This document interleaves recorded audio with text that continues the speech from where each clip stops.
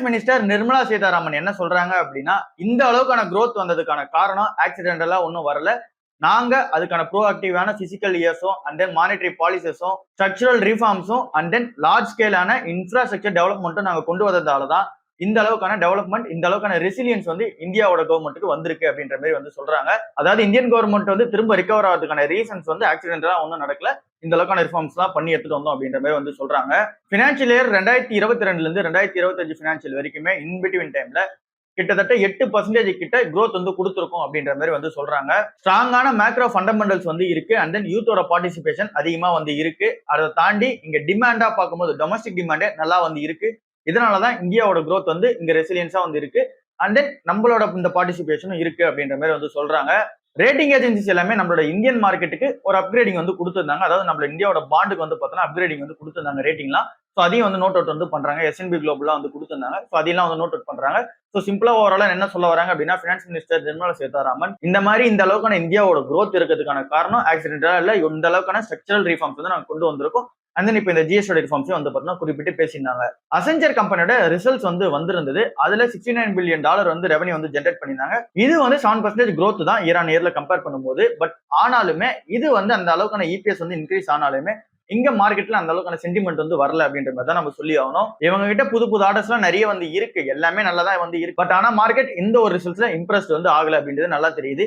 இது எதுக்காக இங்க அசென்சர் கம்பெனி சொல்றோம் அப்படின்னா, இது ஃபாலோ அப்பா இந்தியன் கம்பெனிஸ்க்கு அப்படியே வந்து பார்த்தீங்கன்னா அப்ளிகபிள் ஆக போகுது. இப்போ வந்து ரிசல்ட்ஸா வர போற இந்த TCS, Wipro, HCL and then Tech Mahindra and then Mphasis, இந்த மாதிரி நம்ம சொல்லிக்கிட்டே போலாம். இந்த கம்பெனிஸ் எல்லாமே பெரிய ப்ரெஷர்ல வந்து இருப்பாங்க அப்படின்றது நல்லாவே வந்து தெரியுது. அசென்சரோட ரிசல்ட்ஸை ஃபாலோ அப்பா வச்சு இங்க இந்தியாவில் இருக்க இந்த இன்ஃபோசிஸ் அண்ட் தென் விப்ரோ மாதிரி கம்பெனியோட ஏடிஆர் எல்லாமே வந்து விழும் அப்படின்ற மாதிரி வந்து சொல்றாங்க. ஸோ இந்த ஏடிஆர் வந்து விழுது அப்படின்னும் போது இது இந்தியன் கம்பெனிஸ்க்கு ஒரு பெரிய ப்ரெஷரா தான் வந்து இருக்கும். ஏன் அப்படின்னா ஏஐயோட ஆட்டோமேஷன்ஸ் வந்து சொல்றாங்க, அண்ட் தென் ஏஐ வந்து சொல்றாங்க, கூட வந்து எங்க ப்ராஜெக்ட் டிலே ஆகுது வந்து சொல்றாங்க. அண்ட் தென் இவங்க இந்த லே ஆஃப் பண்றது எல்லாத்தையுமே இங்க கம்பைன் பண்ணி தான் இந்த ஏடிஆர் எல்லாமே விழும் அப்படின்ற மாதிரி சொல்றாங்க. அண்ட் தென் ஏஐயோட பிக் ஹைப்ன்றது அந்த அளவுக்கு வந்து இன்னும் வரல அப்படின்ற மாதிரி தான் சொல்றாங்க. இன்னும் நிறைய கம்பெனிஸ் வந்து ஏஐல பெரிய அளவுக்கான இன்வெஸ்ட்மெண்ட் வந்து எதுவும் பண்ணல. அந்த அளவுக்கான ஏஐ கிட்ட இருந்து அந்த ஒரு ரெவன்யூ வருமா அப்படின்றது வந்து கேள்விக்குறியா தான் இருக்கு அப்படின்ற மாதிரி அசென்சர் கம்பெனியோட சிஓ எல்லாம் வந்து சொல்றாங்க. அண்ட் தென் நிறைய சிஓவும் அதை தான் வந்து மென்ஷன் பண்றாங்க. அண்ட் தென் லே ஆஃப் வந்து நடந்துகிட்டே தான் இருக்கும். ஏஐ வந்து இன்டெகிரேஷன் ஆகுது அண்ட் தென் ஆட்டோமேஷன் ஒர்க் எல்லாம் வந்து பண்ணுது அப்படின்னும் போது இங்க லே ஆஃப்லாம் நடக்கும் அப்படின்ற மாதிரி வந்து சொல்றாங்க. ஸோ சிம்பிளா என்ன அப்படின்னா, அசென்சரோட ரிசல்ட்ஸோட ஃபாலோ அப்பா தான் இங்க இந்தியன் ஐடி கம்பெனிஸ் வந்து இருக்கும் அப்படின்ற மாதிரி சொல்றாங்க.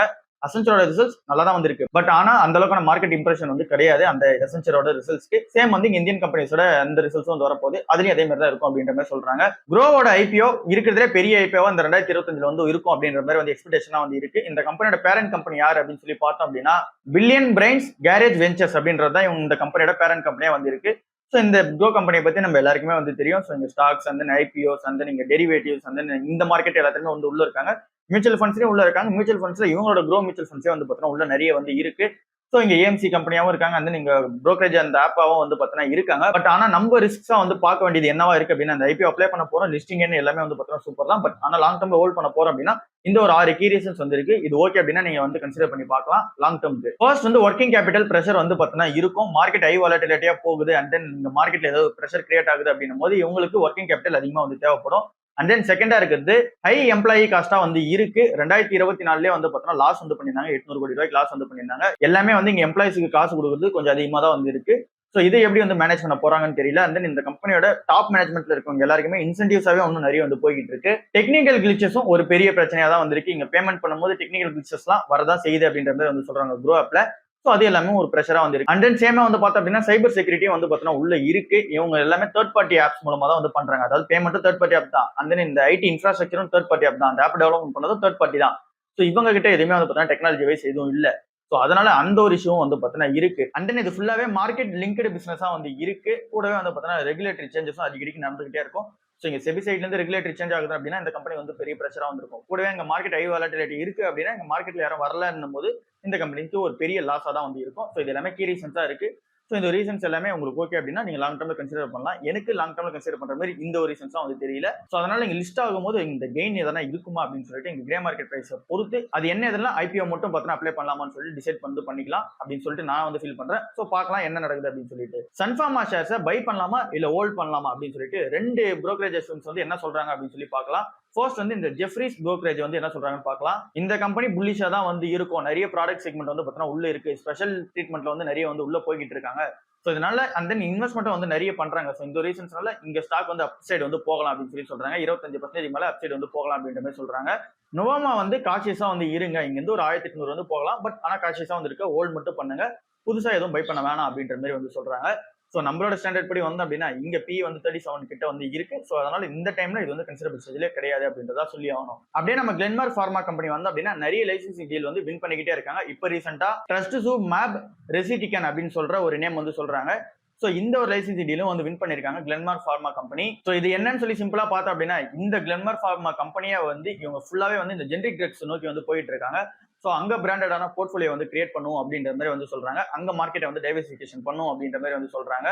ஸோ இதுக்காக லாஸ்ட் 2 இயர்ஸ்ல நம்ம பார்த்தோம் அப்படின்னா 6 மேஜரான லைசன்ஸ் வந்து பார்த்தோன்னா வாங்கியிருக்காங்க. அந்த 6 மேஜரான லைசன்ஸ் ஃபுல்லா கேன்சர் ட்ரீட்மெண்ட்காக இருக்கு. ஃபுல்லாவே இந்த சைனீஸோட அந்த கம்பெனிஸ் கிட்ட இருந்து தான் அந்த லைசன்சிங் டீல் வந்து வாங்கியிருக்காங்க. அதாவது சைனீஸ் ஃபார்மா கம்பெனிஸ் இருப்பாங்க, அவங்க கிட்ட இருந்து இந்த லைசன்சிங் வந்து வாங்குவாங்க. இந்த ட்ரக்ஸ்லாம் நாங்க வந்து லைசன்ஸ் பண்ணி யூஸ் பண்ணிக்கிறோம் அப்படின்னு சொல்லிட்டு அவங்க கிட்ட இருந்து வாங்குவாங்க. ஸோ இந்த லைசன்ஸ் வச்சு இவங்களால இந்தியன் மார்க்கெட்ல வந்து எக்ஸ்க்ளூசிவ் ரைட்ஸ் வந்து பார்த்தீங்கன்னா இவங்களால எடுத்துக்க முடியும். அண்ட் தென் செலக்டடான எமர்ஜிங் மார்க்கெட்ஸ்லயும் இந்த லைசன்சிங் டீல வச்சு அந்த ப்ராடக்ட் எல்லாமே கொடுத்து கிளென்மார்க் ஃபார்மா கம்பெனியால இந்த பிளஸ் வந்து பண்ணிக்க முடியும். ஸோ இப்போ கிளென்மார்க் ஃபார்மா கம்பெனி வந்து பி வந்து 75 கிட்ட இருக்கு. நிறைய brokerage firms எல்லாமே செல் ரேட்டிங் தான் வந்து கொடுத்துருக்காங்க. 25% டவுன் சைடு வந்து போகும் அப்படின்ற மாதிரி சொல்றாங்க. ஏன் அப்படின்னா ஓவர் பிரைஸா வந்து இருக்கு.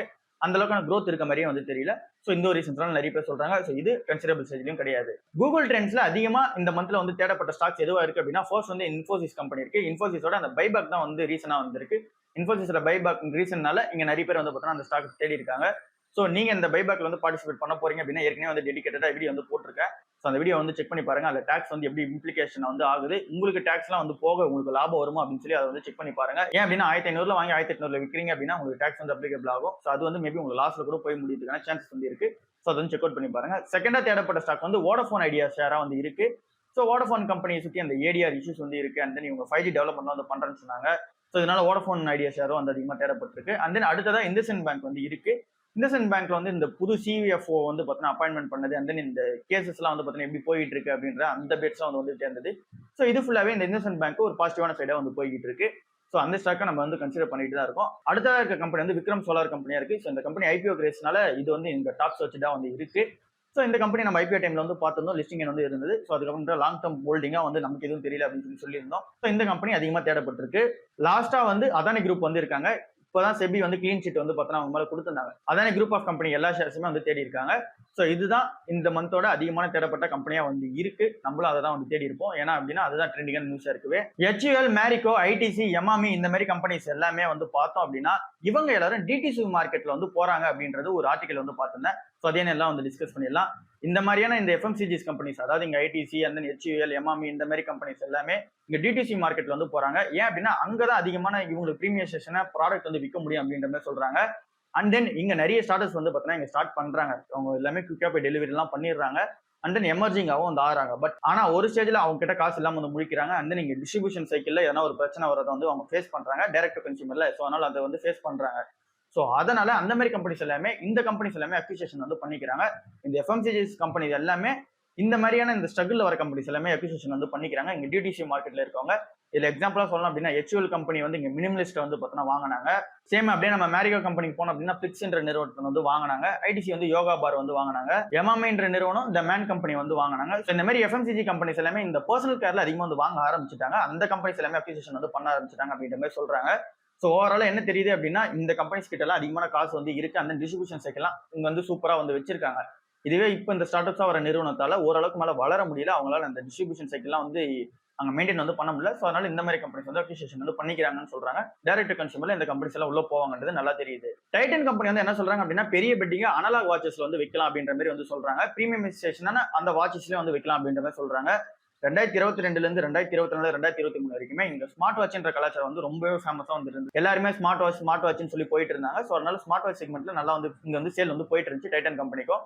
அப்படியே என்ன பண்ணாங்க அப்படின்னா அந்த டைட்டன் கம்பெனில அப்போ சேல் போகுது அப்படின்னா அந்த ஃபாஸ்டாக்லாம் நம்ம வந்து வாங்கியிருப்போம். இங்க ஸ்மார்ட் வாட்சா வந்து பார்க்கும்போது அந்த மாதிரியான சேல்ஸ் வந்து இங்க நல்லா தான் நடந்துட்டு இருந்தது. பட் ஆனா இப்போ என்ன நடக்குது அப்படின்னா ஃபுல்லாவே அனலாக் வாட்சஸ்க்கு வந்து திரும்ப போயிட்டாங்க. ஸோ இங்க டிஜிட்டல் வாட்சோட இங்க டிஜிட்டல் வாட்ச் அந்த இங்க ஸ்மார்ட் வாட்சோட இங்க அனலாக் வாட்சஸ் இப்போ வந்து அந்த மவுஸ் வந்து கூடி இருக்கு அப்படின்ற மாதிரி வந்து சொல்றாங்க. ஸோ அதனால பெரிய பெட்டிங்க அனலாக் வாட்சஸ் வந்து வைக்கிறாங்க. அதுலயும் மெயினா இங்க டைட்டன்ல வந்து சேல் ஆகுது 25,000 ரூபாய்க்கு மேல இருக்க அந்த அனலாக் வாட்ச் தான் வந்து சேல் ஆகுது அப்படின்ற மாதிரி வந்து சொல்றாங்க. அதுல அதிகமான ப்ராஃபிட் வந்து வரதாவும் சொல்றாங்க. ஸோ இப்போ 75,000 அந்த வாட்ச்லாம் லான்ச் பண்ற பிளான்லயே வந்து இருக்காங்க அனலாக் வாட்சா பார்க்கும்போது. ஸோ ஃபுல்லாவே பிரீமியம் அந்த அனலாக் வாட்ச் வந்து நல்ல சேல்ஸ் வந்து நடக்குதுன்னு சொல்லி டைட்டன் நிறுவனம் வந்து சொல்றாங்க. ஸோ இவங்க கிட்ட என்னென்ன பிராண்ட்ஸ் இருக்குன்னா உங்களுக்கே வந்து தெரியும். ஸோ டைட்டன், ஃபாஸ்டாக்லாம் நம்ம சொல்லிட்டே போகலாம். ஸோ ஓவராலா என்ன தெரியுது அப்படின்னா ஃபுல்லா அனலாக் வந்து மாறுறாங்க மக்கள் அப்படின்றது தெரியுது. ஐடிசி நிறுவனம் என்ன சொல்றாங்க அப்படின்னா இந்த ஜிஎஸ்டியோட ரிஃபார்ம்ஸ் எல்லாமே இங்க மக்கள் கிட்ட கொண்டு போய் சேர்க்கறதுக்கு இன்னொரு 1.5 2 மாசம் வந்து ஆகும். பட் நாங்க ஆனா பாஸ் வந்து பண்ணிட்டோம் ஜிஎஸ்டி பெனிஃபிட்ஸ். பட் ஆனாலும் அது எம்ஆர்பி பிரைஸ் வந்து இம்ப்ளிகேட் ஆகிறதுக்கு அண்ட் தென் நீங்க மக்கள் கிட்ட போய் சேர்றதுக்குலாம் ஒரு 1.5 2 மாசம் வந்து ஆகும் அப்படின்ற மாதிரி சொல்றாங்க. அதுலயும் கொஞ்சம் வந்து இங்க 5 ரூபா பாக்கெட் இல்ல அப்படின்னா 10 ரூபா பாக்கெட்ல இருக்க அந்த ஸ்நாக்ஸ் அந்த பிஸ்கெட்ஸ் எல்லாத்தையுமே வந்து பார்த்தீங்கன்னா கொஞ்சம் இம்ப்ளிகேஷன் ஆகுது கஷ்டம் தான் அப்படின்ற மாதிரி சொல்றாங்க. ஏன் அப்படின்னா இவங்களால வந்து குவான்டிட்டி தான் வந்து இன்க்ரீஸ் பண்ண முடியுமே தவிர இங்க பிரைசஸ் எல்லாம் வந்து ரெடியூஸ் பண்ண முடியாது அப்படின்ற மாதிரி சொல்லியிருக்காங்க. ஐடிசியோட எக்ஸிகூட்டிவ் டைரக்டரான ஏமந்த் மாலிக் வந்து என்ன சொல்றாங்க அப்படின்னா இங்க ஜிஎஸ்டியோட ரிஃபார்ம்ஸ் எல்லாம் கட் பண்ணதுனால இங்க பிரைஸ் கம்மியானதான் மக்கள் எல்லாமே பொறுத்து திறக்கிறாங்க. ஸோ அது எல்லாமே பிளஸா தான் வந்து எங்களுக்கு கம்மி அப்படின்ற மாதிரி வந்து சொல்லியிருக்காரு. அண்ட் தென் இங்க ஐடிசி கம்பெனியுமே நிறைய இன்வெஸ்ட்மெண்ட் வந்து பண்ணிருக்காங்க. அதுலயும் மெயினா இங்க பிஎல்ஐ இன்வெஸ்ட்மெண்ட் வந்து நிறைய வந்து பண்ணிருக்காங்க. அதாவது இங்க பிஎல்ஐன்னு நம்ம சொல்லும் போது இங்க ப்ராடக்ட் லிங்க்டு இன்சென்டிவ் அந்த ஒரு ஸ்கீம்லயும் வந்து பார்த்தீங்கன்னா அதிகம் இன்வெஸ்ட்மெண்ட் வந்து பண்ணிருக்காங்க. 15,000 கோடிக்கு மேல ஏற்கனவே இன்வெஸ்ட்மெண்ட் வந்து பண்ணிருக்காங்க. ஓவராலா என்ன சொல்றாங்க அப்படின்னா ஜிஎஸ்டியோட பாஸ் எல்லாமே நாங்க வந்து பண்ணிடுவோம். அண்ட் தென் நாங்க வந்து இதுல ஒர்க் பண்ணிக்கிட்டே தான் இருக்கோம். அண்ட் தென் இருக்கிறதுல பெரிய மார்க்கெட்டா வந்து இருக்க போறது வந்து என்னவா இருக்கு அப்படின்னா இங்க இந்த ready to cook and then இந்த பேக்கேஜ் ஃபுட் ஐட்டம்ஸ் தான் வந்து இருக்கும். டெவலப்டு நேஷன்ஸ் எல்லாமே 40% 70% வந்து பார்த்தோம்னா இங்க பேக்கேஜ் ஃபுட் ஐட்டம்ஸ் வந்து எடுத்துக்கிறாங்க. நம்ம ஊரோட மார்க்கெட் வந்து 10 to 20% வந்து இருக்கு. ஸோ அங்க டிமாண்ட் இருக்கிறது வந்து பாக்குறாங்க. அதாவது இந்த ரெடி டு குக் எல்லாம் இருக்குல்ல, ஸோ அதுல டிமாண்ட் இருக்கிறது வந்து பாக்குறாங்க. ஸோ அங்க அதிகமான இன்வெஸ்ட்மெண்ட் வந்து பண்ணுவோம், அங்க growth-ஆ வந்து நாங்க எடுத்துட்டு போவோம் அப்படின்ற மாதிரி சொல்றாங்க. டாடா மோட்டார்ஸ் நிறுவனம் நேத்து ஒரு 4% வந்து விழுந்திருக்கு. இதுக்கான ரீசன் என்னன்னு நம்ம சொல்லி பார்த்தோம் அப்படின்னா நம்ம நிறைய வாட்டி டிஸ்கஸ் வந்து பண்ணிட்டோம். அந்த ஜேஎல்ஆர் பிளான்ட் தான் வந்து பார்த்தோம்னா இருக்க ரீசனா இருக்கு. ஜேஎல்ஆர்ல அந்த சைபர் செக்யூரிட்டி அட்டாக் வந்து நடந்தது ஃபுல்லா வந்து முடிஞ்சிருச்சு. ஸோ சைபர் அட்டாக் வந்து நடந்ததுல இருந்து இந்த கம்பெனியை பத்தி நம்ம வந்து ட்ராக் பண்ணிட்டே வந்துட்டு இருக்கோம். ஸோ இப்போதான் மார்க்கெட் வந்து அதை வந்து ரியலைஸ் பண்ணி 4% வந்து அடிச்சிருக்காங்க. இதுல நம்ம எவ்வளவு வந்து லாஸ்ல இருக்கு இந்த டாடா மோட்டார்ஸ் கம்பெனிக்கு, ஜேஎல்ஆருக்கு எவ்வளவு லாஸ்ல இருக்கு, அண்ட் அதை சுத்தி எவ்வளவு லாஸ்ல இருக்குன்னா நிறைய வாட்டி வந்து டிஸ்கஸ் பண்ணிட்டோம். ஸோ இந்த ஒரு ரீசனால தான் 4% வந்து விழுந்திருக்கு. பட் ஆனாலும் இந்த கம்பெனி இன்னும் ப்ரெஷர்ல இருக்குதை நம்ம ஒத்துக்கிட்டு தான் ஆகணும். அக்டோபர் 1ஆம் தேதி வரைக்குமே இது வந்து அந்த ஜேஎல்ஆரோட ப்ரொடக்ஷன் வந்து நடக்காது அப்படின்றது நல்லாவே தெரியுது. ஸோ இது வந்து இவங்களோட அக்கௌண்ட்ஸ் வந்து ரிப்போர்ட்டிங்ல லாஸ் வந்து நிறைய மேக் பண்ணலாம் அப்படின்றது எக்ஸ்பெக்டேஷன்ஸா வந்து இருக்கு. ஸோ இந்த ஒரு ரீசன்ஸ்னால தான் டாடா மோட்டார்ஸ் கம்பெனி வந்து விழுந்திருக்கு. யூஎஸ் டாலருக்கு அகைன்ஸ்டா நம்மளோட இந்தியன் ரூபி வந்து விழுந்துகிட்டே வந்து இருக்கு. ஸோ இது வந்து ஒரு பெரிய பிரச்சனையா வந்து இருக்கிறத வந்து இங்க நிறைய ஆர்டிகல்ஸ் வந்து சொல்றாங்க. ஸோ இது வந்து இந்தியாவுக்கு என்ன மாதிரியான பிரச்சனை வந்து கிரியேட் பண்ணி கொடுக்கும்னு சொல்றாங்க அப்படின்னா ஃபர்ஸ்ட் வந்து இன்ஃபிளேஷன் வந்து சர்ஜ் ஆகும் அப்படின்ற மாதிரி வந்து சொல்றாங்க. ஏன் அப்படின்னா இங்க வந்து ரூபி வந்து வீக்கன் ஆகிட்டே போகும். ஸோ அதனால பர்ச்சேசிங் பவர் வந்து குறையும். ஸோ ஃபர்ஸ்ட் வந்து இன்ஃபிளேஷன் அதிகமாகும். செகண்டா சொல்றது ஃபாரின்ல வந்து இங்க கடன் வாங்கியிருக்கிறது வந்து ஒரு பெரிய பிரச்சனையா வந்து இருக்கும். ஈவன் எஜுகேஷன் லோன்ஸ் கூட வந்து இங்க பெரிய பிரச்சனையா வந்து இருக்கும் அப்படின்ற மாதிரி வந்து சொல்றாங்க. ரீபே வந்து பண்றது கொஞ்சம் கஷ்டமா வந்து இருக்கும் அப்படின்ற மாதிரி வந்து சொல்றாங்க. மூணாவதா இங்க இம்பாக்ட் வந்து இங்க இன்வெஸ்ட்மெண்ட்லயே வந்து இம்பாக்ட் ஆகும் அப்படின்ற மாதிரி சொல்றாங்க. நெகட்டிவான இம்பாக்ட் இங்க கிரியேட் ஆகும்னு சொல்றாங்க. ஏன் அப்படின்னா இங்க எஃப்ஐஐஸ் எல்லாருமே இன்வெஸ்ட்மெண்ட் பண்றதுக்கு கொஞ்சம் தயங்குவாங்க இந்த ருப்பியோட வீக்கன் ஆகிற ரீசனால அப்படின்னு சொல்லி பாக்குறாங்க. இங்க நம்ம ஓவர்சீஸ்க்கு வந்து நம்ம போறோம் அப்படின்னா, அதாவது இங்க ஃபாரினுக்கு நம்ம போறோம் அப்படின்னா அந்த டிராவலும் சரி வந்து நாங்க பண்ண போற பர்ச்சேஸும் சரி எல்லாமே வந்து கம்மியாகும். அண்ட் நம்மளோட மக்கள் வந்து அங்க அதிகமா போக மாட்டாங்க அப்படின்ற மாதிரி சொல்றாங்க.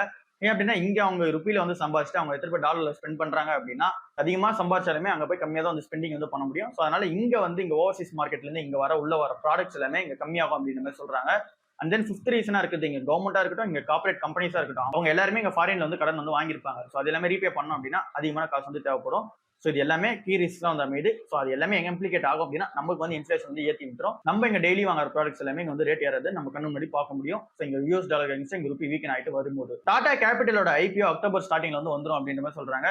இன்னும் ஏன் இந்த டிலே இருக்குன்னு சொல்றாங்க அப்படின்னா டாடா மோட்டர்ஸோட அந்த ஃபினான்ஸ் செக்மெண்ட் வந்து இங்க மெர்ஜ் பண்ற பிளான்ல வந்து இருந்தாங்க. ஸோ அந்த மெர்ஜர் வந்து இன்னும் கம்ப்ளீட் ஆகல. ஸோ அந்த ஒரு ரீசனால தான் இங்க வந்து இந்த டிலே இருக்கிறதா வந்து சொல்றாங்க.